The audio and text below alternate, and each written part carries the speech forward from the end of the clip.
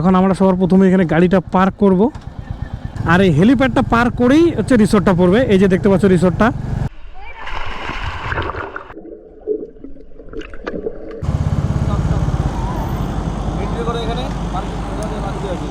এই দেখতে পাচ্ছ রিসোর্টটা, লোক দেখো, বাপ রে বাপ।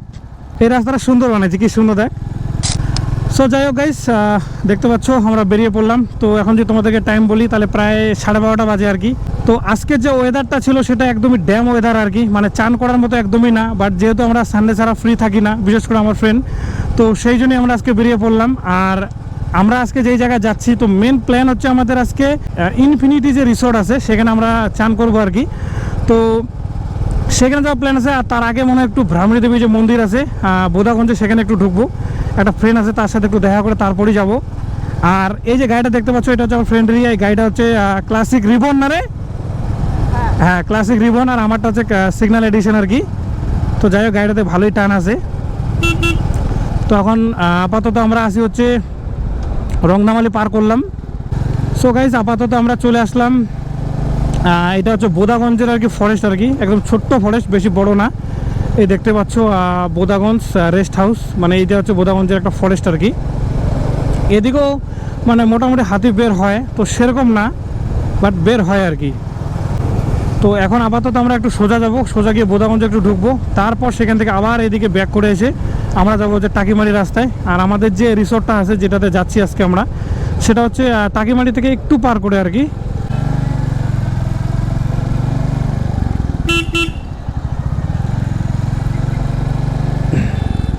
এই রাস্তা তো সুন্দরই আছে। এখন ওইদিকে রাস্তাটা দেখি, ওইটা রাস্তাটা এতদিন খারাপ ছিল।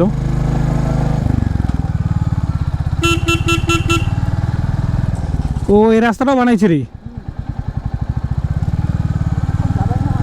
হ্যাঁ, এই রাস্তাটা সুন্দর বানাইছে, কি সুন্দর দেখ। নাহলে এদিকে এদিকে এদিকে যাইতে হইতো। বর্ষার সময় বিশাল চাপ, বিশাল গর্ত থাকে তার মধ্যে। এখন কি সুন্দর লাগছে।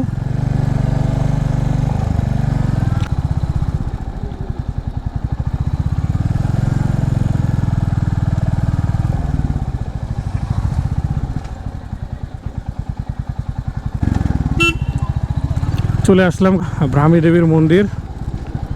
না না, ভিতরে চলো, ভিতরে চলে যাবো। সোজা মনে হয় না?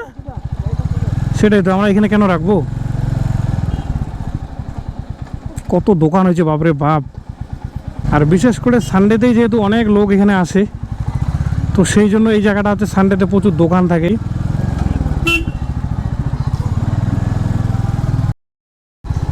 সো গাইস, আমাদের কাজ তো হয়ে গেল। এখন আমরা রওনা দিচ্ছি হচ্ছে আমাদের রিসোর্টের উদ্দেশ্যে, যেখানে চান করবো আর কি।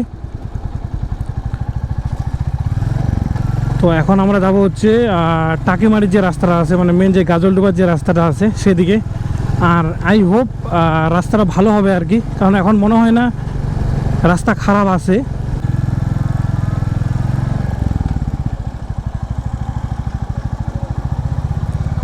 এই যে এদিকে চলে রংনামালি যেদিকে আসলাম, আর আমরা এখন যাচ্ছি এদিকে। কিরে, ডাম্পার কি আবার চালু হয়ে গেছে নাকি? ডাম্পার চালু হয়েছে নাকি? বাহ। সো যাই হোক, এই রাস্তাটাও ভালো লাগলো। দেখতেই পাচ্ছ একদম সুন্দর রাস্তা, খালি বিশেষ করে কয়েকটা জায়গায় স্পিড ব্রেকার আছে, তো সেগুলোতে একটু খারাপ লাগে, কিন্তু কিছু করার নেই, যেহেতু অনেক গাড়ি আছে যারা খুব স্পিডে মানে যায়।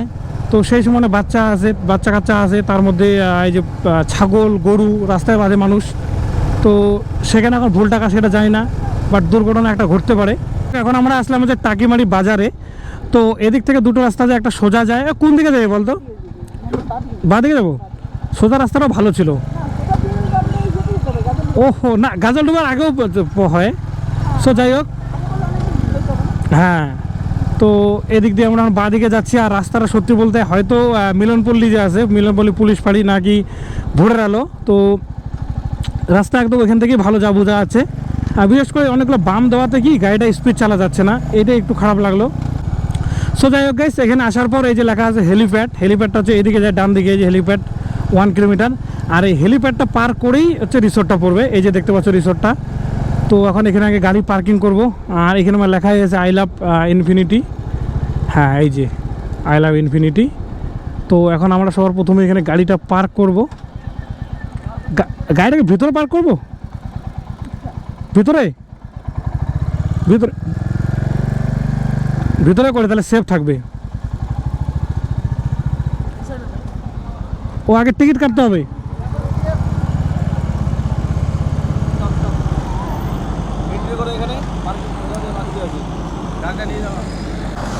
সো যাই হোক গাইস, টিকিট কাটা তো হয়ে গেল। বস, তো টিকিট তো কাটা হয়ে গেল। আর আমরা যখন এসেছিলাম আর কি তখন একটা লোক ছিল না, মানে একদম ফাঁকা ছিল। এখন দেখতে পাচ্ছ মানে প্রচুর লোক আসছে আর কি। তো যাই হোক, এই হচ্ছে রিসর্ট।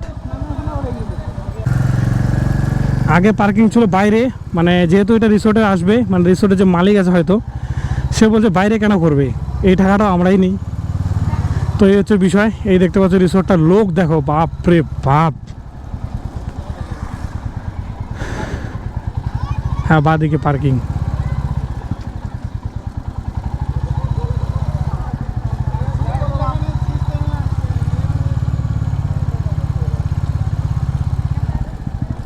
এখানে নাকি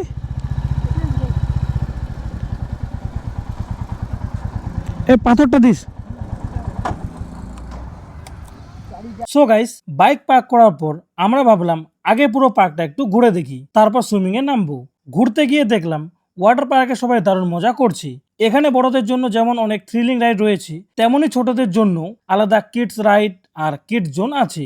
এছাড়াও ATV ride, giant swing, sky cycling সহ আরো অনেক অ্যাডভেঞ্চার অ্যাক্টিভিটিস রয়েছে। পুরো ফ্যামিলি নিয়ে একটা দিন কাটানোর জন্য জায়গাটা সত্যিই দারুণ। এরপর দেখলাম এখানে veg and non veg food counter, restaurant, আর যারা চাইবেন তাদের স্টে করার জন্য সুন্দর রুমেরও ব্যবস্থা রয়েছে। সবকিছু ভালো করে ঘুরে দেখার পর আর দেরি না করে আমরা চলে এলাম সুইমিং পুলে। সত্যি বলতে জলে নামার পর সারাদিনের গরম আর ক্লান্তি যেন মুহূর্তের মধ্যে দূর হয়ে গেল। ঠান্ডা, পরিষ্কার জল আর শান্ত পরিবেশ সব মিলিয়ে এক্সপিরিয়েন্সটা ছিল একদম রিফ্রেশিং। আর একটা বিষয় আমার সবচেয়ে ভালো লেগেছে, সেটা হলো এখানকার প্রাইভেসি। তোমরা যদি ফ্যামিলি বা ফ্রেন্ডদের সঙ্গে নিশ্চিন্তে সুইমিং করতে চাও তাহলে এই সুইমিং পুলটাই রিকমেন্ড করব, কারণ এখানে শুধুমাত্র যারা সুইমিং এর টিকিট কাটেন তারাই এই এরিয়াতে এন্ট্রি পান। তাই ভিড়ের মধ্যেও বেশ প্রাইভেট এনভায়রনমেন্ট পাওয়া যায়। অন্যদিকে ওয়াটার পার্কে সবার এন্ট্রি থাকে, তাই সেখানে তেমন প্রাইভেসি থাকে না। সো যাই হোক গাইস, আমাদের চান করা কমপ্লিট। এখন আমরা যাবো হচ্ছে, আবার একটা প্ল্যান হয়ে গেল, আমরা বাড়ি না গিয়ে আমরা যাবো হচ্ছে গাজলডোবা আর কি। বস, কাপড়গুলো লক্ষ্য করিস। তো এই দেখতে পাচ্ছ এটিভি রাইড সবাই করছে, কিন্তু এখানে মানে করাটা খুবই রিস্কি হয়ে যাচ্ছে। আমি এখনই দেখলাম যে একটা মেয়ে আর কি এখনই একজনকে লাগিয়ে দিত। আর এই দেখতে পাচ্ছ লোক দেখো কত পরিমাণে, যেই জিনিসটার মানে ভয় করেছিলাম আর কি। ঠিক আছে, দেখা হবে। সো যাই হোক, এদিকে চলে আমাদের বাড়ি, আমরা এখন বাঁ দিকে যাচ্ছি। গাজলডোবা নাকি?